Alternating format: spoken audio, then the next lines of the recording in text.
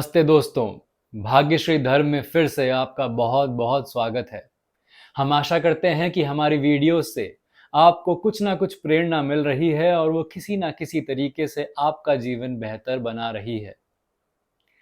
सरल गीता दर्शन की अपनी सीरीज में आज हम बात करने वाले हैं अध्याय 2 के श्लोक नंबर 6 की।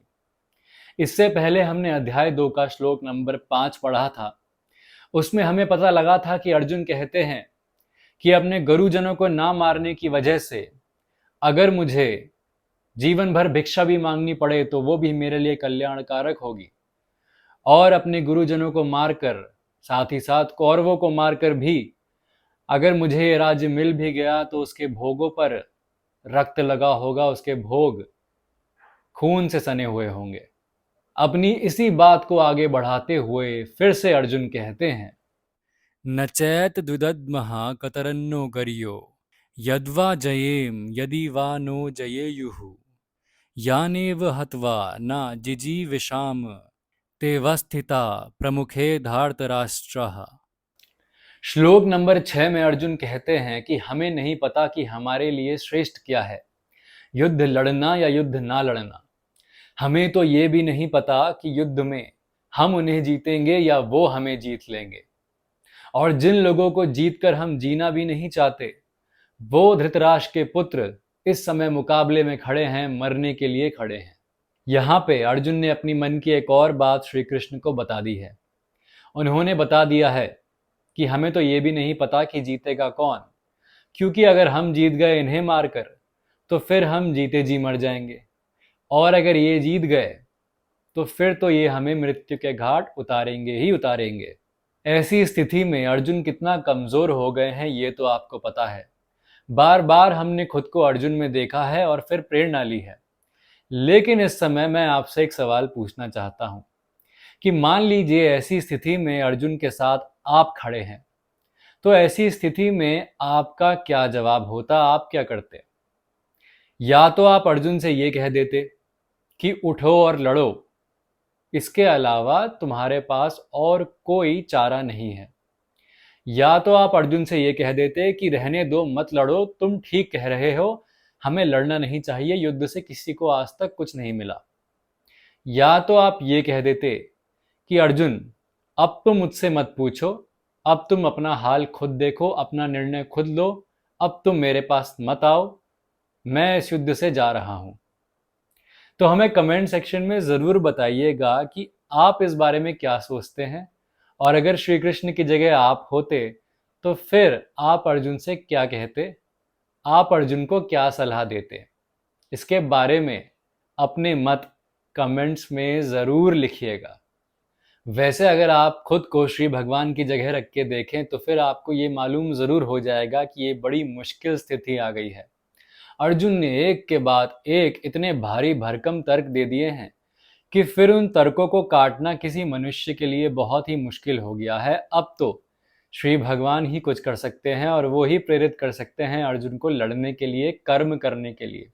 लेकिन फिर भी आप अपना मत जरूर बताइएगा। इस समय अगर हम श्री कृष्ण को देखें और ये सोचे कि वो क्या कर रहे हैं, तो फिर हमें पता लगेगा कि वो तो अर्जुन को देखते देखते सिर्फ मुस्कुरा रहे हैं, क्योंकि उनके लिए ये कोई बड़ी बात नहीं।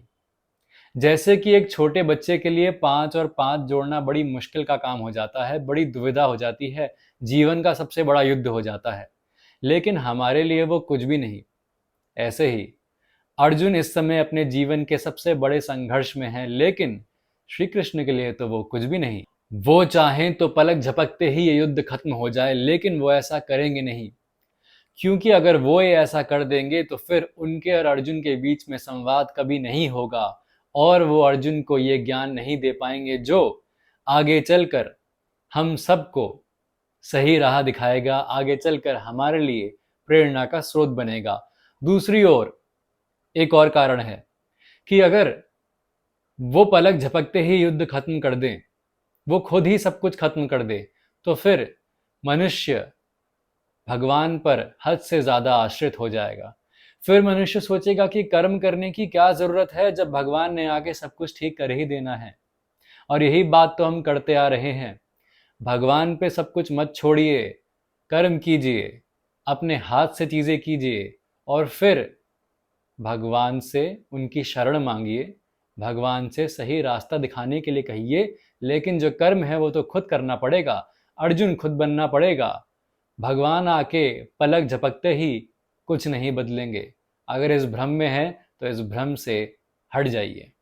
वैसे तो भगवान जब चाहे जो चाहे कर सकते हैं और वो कई बार हमारा अच्छा करते भी हैं। आपने खुद भी महसूस किया होगा कि कई बार कुछ चीज़ें अपने आप हो जाती हैं, हमारे लिए अपने आप अच्छा हो जाता है।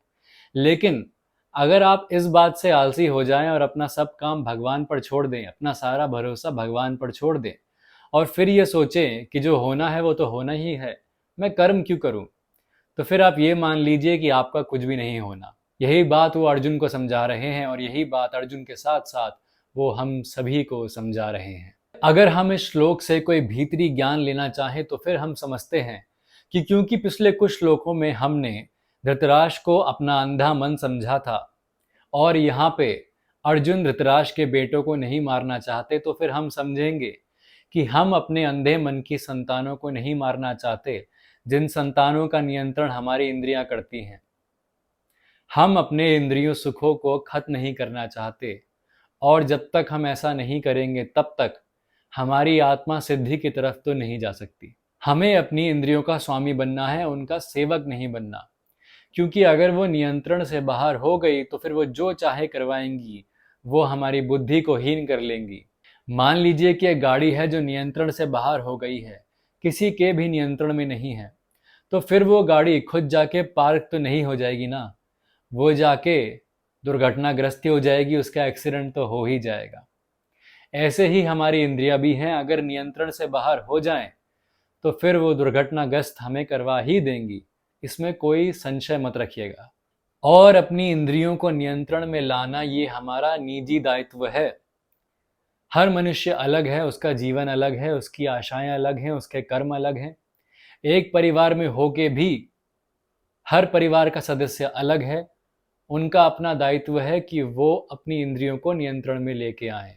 ये कार्य आपने खुद ही करने हैं, इस रास्ते पर आपने खुद ही चलना है। हाँ, आपको जगह जगह से प्रेरणा मिल सकती है, जैसे भगवत गीता से, लेकिन जो है आप पर है, जो है आपके पास है, आपके हाथ में है। आप निर्णय लीजिए, अपने मन को नियंत्रण में लाइए, अपनी इंद्रियों को नियंत्रण में लाइए और अव्यावहारिक इच्छाओं से दूरी बना लीजिए। इस बात को ध्यान में रखते हुए इस श्लोक को हम अंत देते हैं, विराम देते हैं और अब मिलते हैं अगली वीडियो में।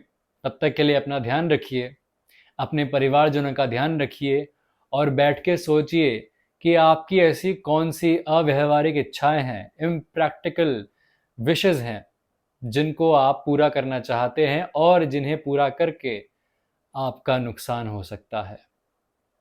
तब तक के लिए दोस्तों अपना ध्यान रखिए और भगवत गीता को अपने जीवन में बदलाव लाने दीजिए। धन्यवाद।